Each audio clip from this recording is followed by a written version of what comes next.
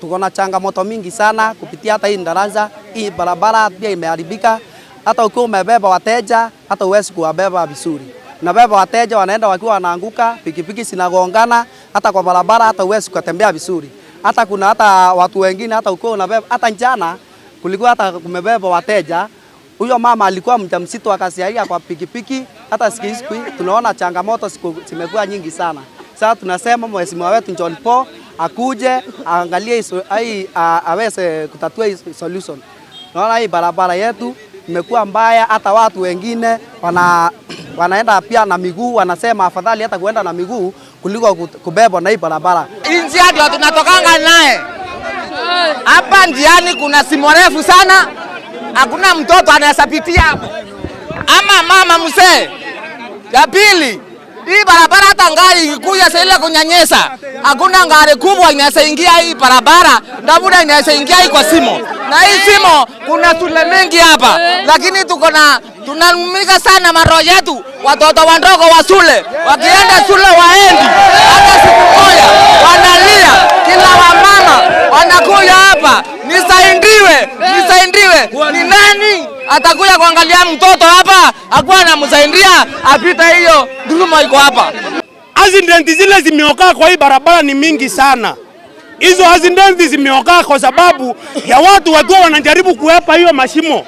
Hiyo barabara ni mbaya. Barabara kutoka Kimongoro kuelekea Nderone, hiyo barabara pia ni mbaya. Watu wakisha kufa, hiyo ndio wakati waheshimiwa wanakuja kwa komiti ya kupanga mazishi. Sisi hiyo kama wananchi tumechoka. Kama wananchi tumechoka na tuko tayari. Tumechoka. Tunapitia changamoto mingi. Ya kwanza, barabara zetu ziko na. Never in the history of this country has Kenyan been so much enlightened.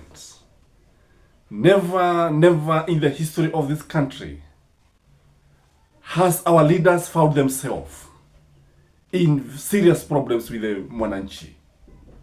Never in the history of this country that the activities and the actions of our leaders have been put to task and critical analysis and a critical view by the voters.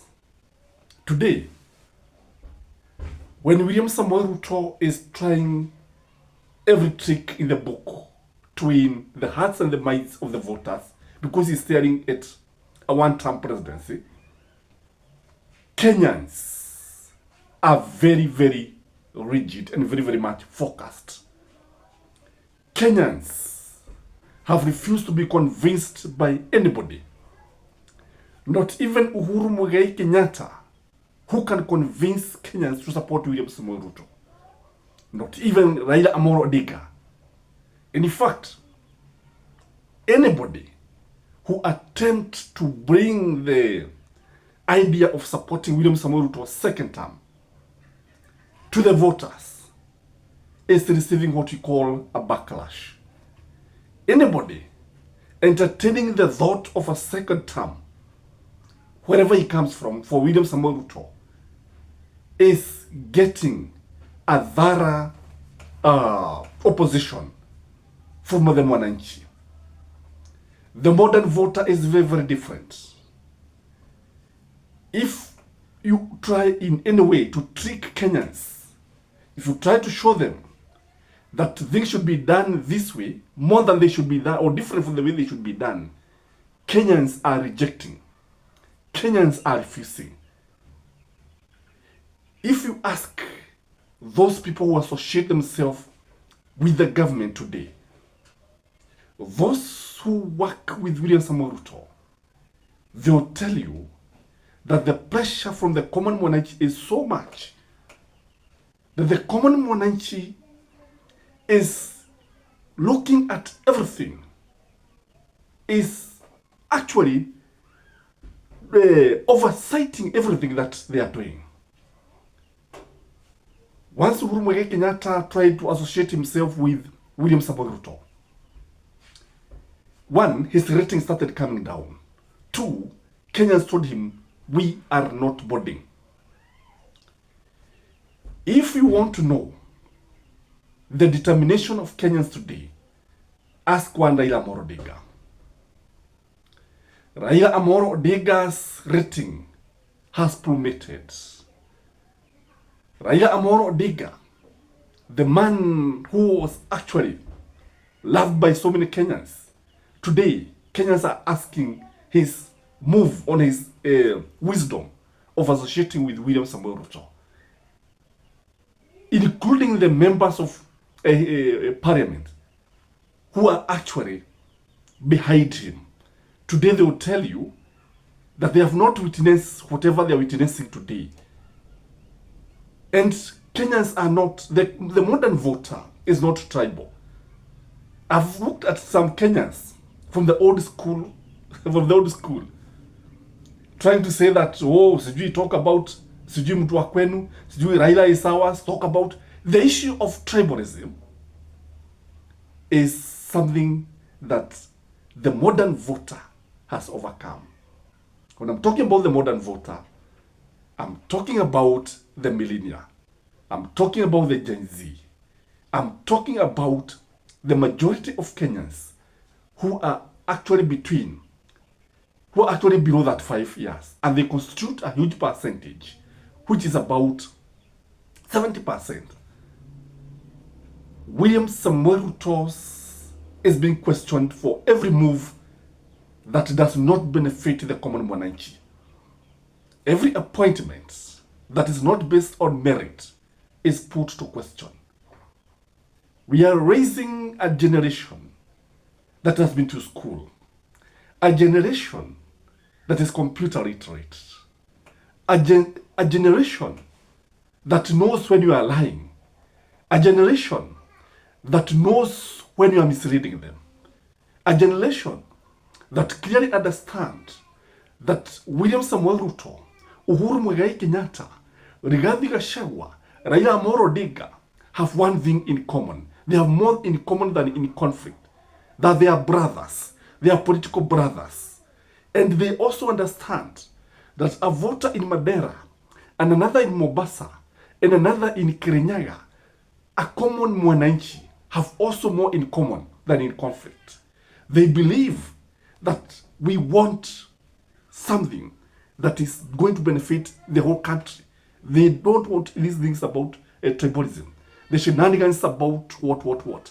I want you to listen to what one close ally for many years of Raila Amolo Odinga, what he is saying here about Raila Amolo Odinga. Then you understand what I'm talking about.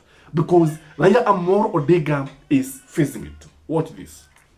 I've been a Raila supporter since I joined politics. Yes. I think the only other person I've supported other than Raila is Honorable Peter Kenneth, because of the starry ties we have with him, and because he's the one who introduced me to politics. Any other person other than Peter Kenneth, I've always been with Raila Odinga, even when nobody from my constituency or county could not even utter the name Raila Odinga. Because I believed in his ideals, philosophy, ideologies of changing this country. I believed in the ideals of the party.